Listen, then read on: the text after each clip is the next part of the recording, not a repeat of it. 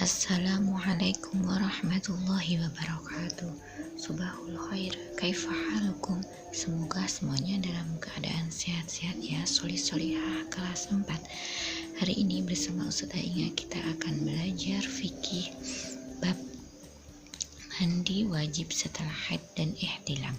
Hayya bina naftadi darsana bi qiraati basmalah. Bismillahirrahmanirrahim.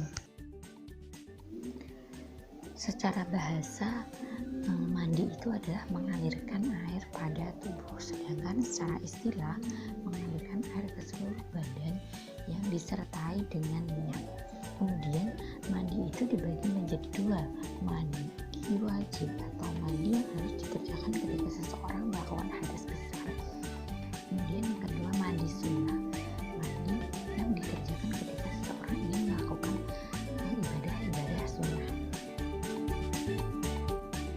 Yang pertama adalah mandi wajib, yaitu mandi yang disebabkan oleh hadas besar. Hadas besarnya itu seperti yang pertama ada ketika setelah melakukan jinabat, setelah kita selesai haid, selesai nifas, atau ketika seseorang telah meninggal dunia, maka itu harus melakukan mandi wajib.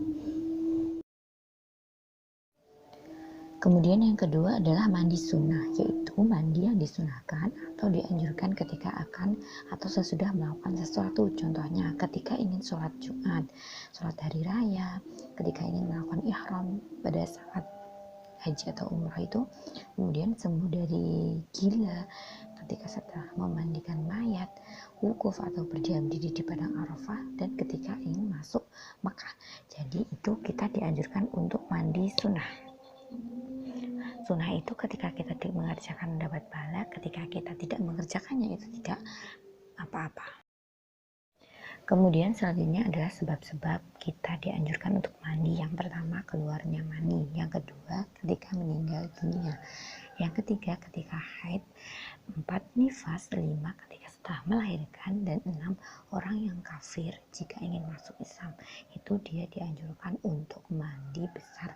Mandi besar itu membasahi seluruh tubuh dari ujung kepala sampai ujung kaki. Kemudian selanjutnya adalah rukun-rukun mandi atau hal yang harus dikerjakan ketika kita mandi besar. Yang pertama harus berniat, niatnya boleh di dalam hati. Niat ingin membersihkan badan kita dari hadas besar, haid atau nifas, seperti itu. Kemudian meratakan air ke seluruh tubuh dari ujung kepala sampai ujung kaki harus terbasahi dengan air. Yang ketiga harus tertib atau terurut.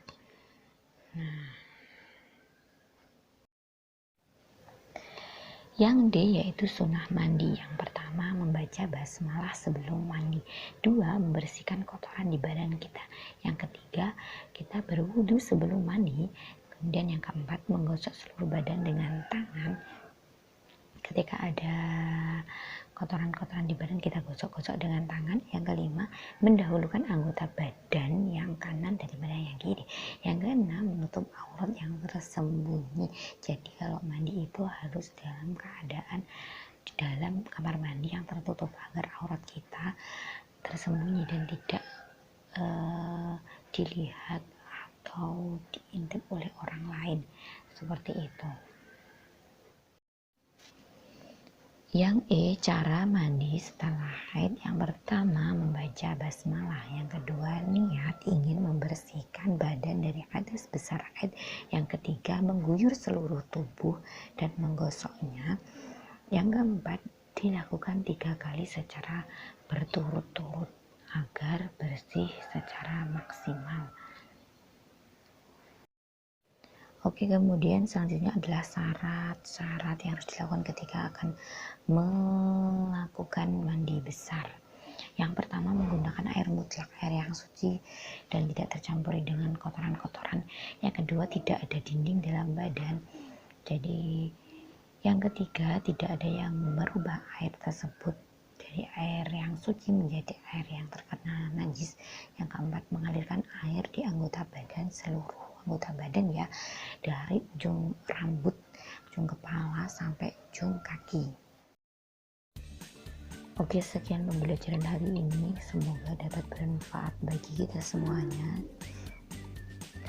Ustazah tutup. Hayya bina nahtadim dasana bijra'ati hamdalah wa kafaratul majlis. Alhamdulillahirabbil alamin.